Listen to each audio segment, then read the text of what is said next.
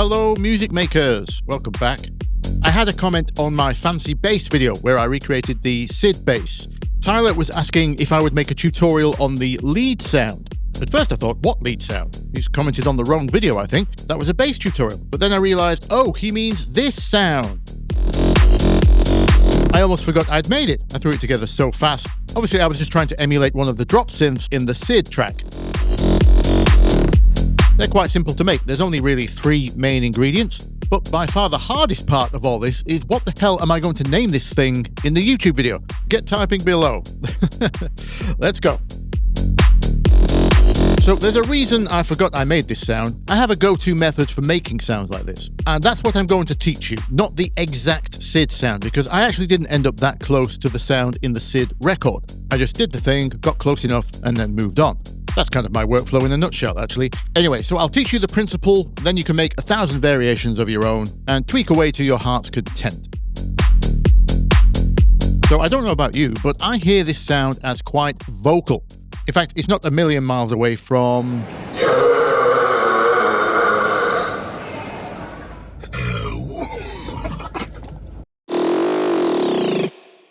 Is it? So when it comes to achieving vocal-type sounding synth patches, I instantly know it's going to be one or more of 3 possible things.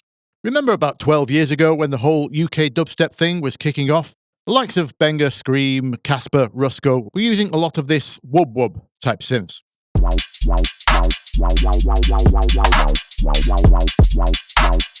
Obviously pulled from dub and garage. However, at some point, I can't remember who did it first, but someone discovered if you take one of these bass sounds with high filter resonance and run it through a sample crusher, this happens.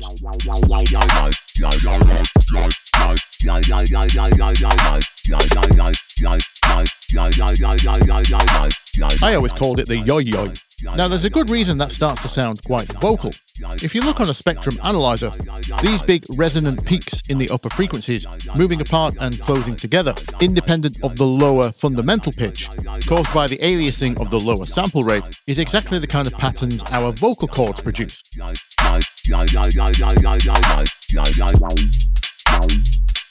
After playing around with this for a while, you'll find that certain pitches line up with certain amounts of sample crushing better than others, because those resonances line up in better relationships.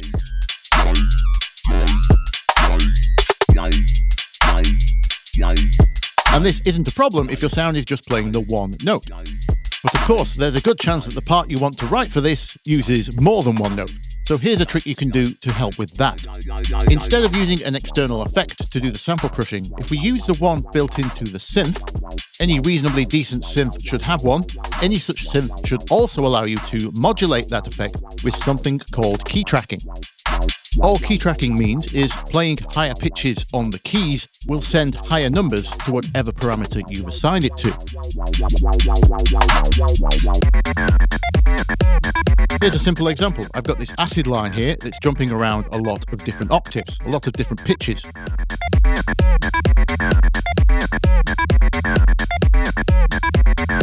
I want some reverb on it, but I want there to be less reverb when it's playing bass notes, so the low end doesn't get messy.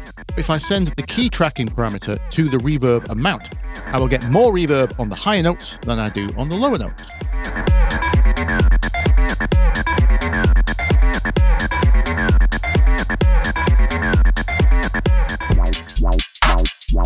So that's an example of what key tracking can do.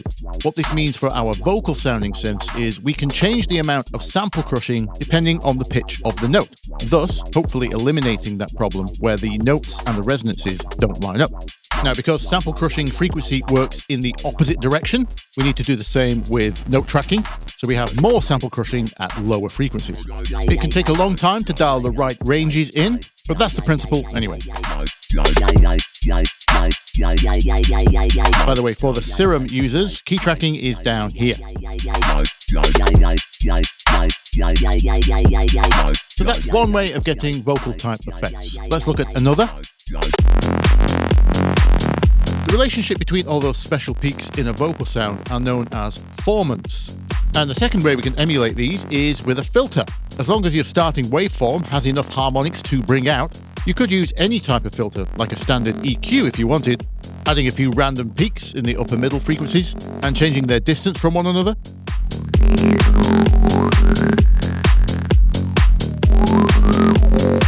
That certainly gets you in the ballpark. Or if you don't want to faff around with all of that, there are specific filters known as formant filters. Those already have the resonances of certain recognizable phonetic sounds, like R, E, and U, for example.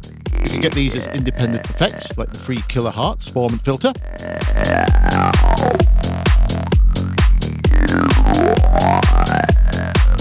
Or, just like sample crushing, a good synth should have one built in.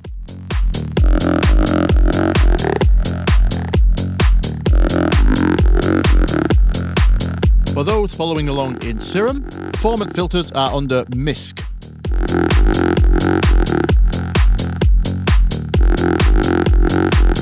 And of course, just like the sample crushing, these can be manipulated via key tracking too.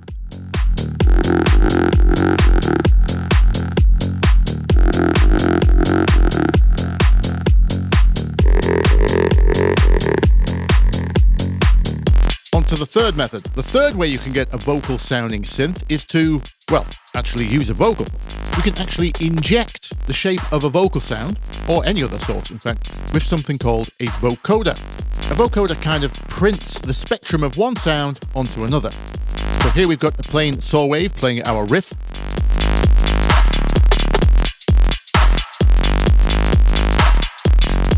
Like most DAWs, Ableton has a built-in vocoder, so I'm just going to use that. If yours doesn't, don't fret, there's plenty out there, and they all work the same.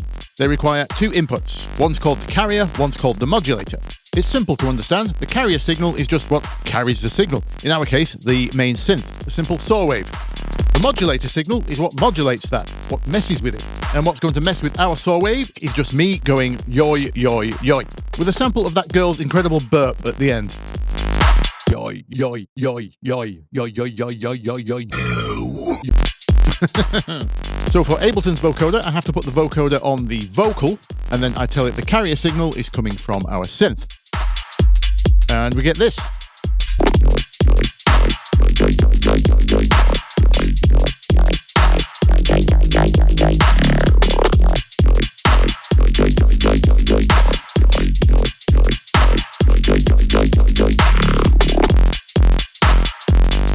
Now let's talk about waveforms quickly, because that's the basis of the sound after all. To get the most out of these effects, you need a nice bright waveform, one with lots of harmonics.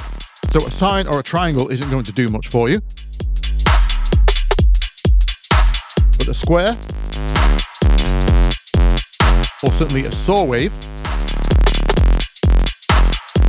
they've got lots of harmonics to manipulate. However, we can do better, because waveforms like saws and squares are symmetrical waveforms, and that means they have a regular harmonic pattern. But remember how we talked about formants earlier? Those weird resonant peaks that make a vocal sound like a vocal? Well, if we choose a waveform with its own weird resonances, or in other words, irregular harmonics, that can enhance the effect even more. And just as I showed in the Croaker acid sound video, any asymmetrical waveform will produce these, like a narrow pulse wave, for example. Or you can make your own via the wave distortion inside of your synth of choice. I'm using the squeeze mode here in Vital.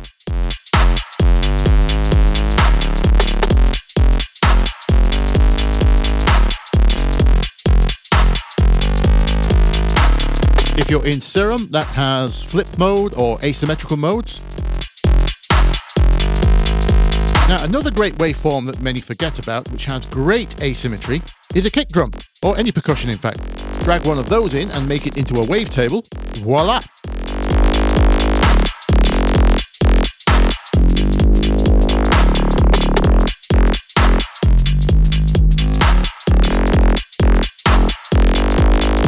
There is one more option actually, a bonus for you. Instead of everything I've just said, you can forget all that and just use Delay Llama. Never forget good old Delay Llama.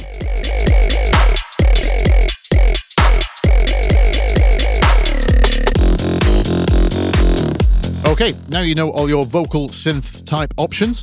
I can answer Tyler's original question. How did I make that synth in the beginning? Well, it's almost a little bit of everything. 2 out of the 3 methods, actually. It's a kick drum waveform going through a formant filter. Well, technically it's going through 2 filters in parallel, one formant, one normal. And then on the effects page, as you can see, it's going through a sample crusher. And then I've mixed in a little bit of the multiband compressor, mostly as an EQ, just because the default setting helps brighten everything up. And that's it. Add a little bit of delay and reverb to taste, and you're done. And there we go. Still no idea what the name is for this thing, but that's how you make it. As always, I hope you learned something, and if you did, please show your appreciation via one of the appropriate buttons. Or if you're feeling extra generous, you can share the video, or there's a link in the description to buy me a coffee. Anyway, until next week, I will see you in the comments. Bye-bye.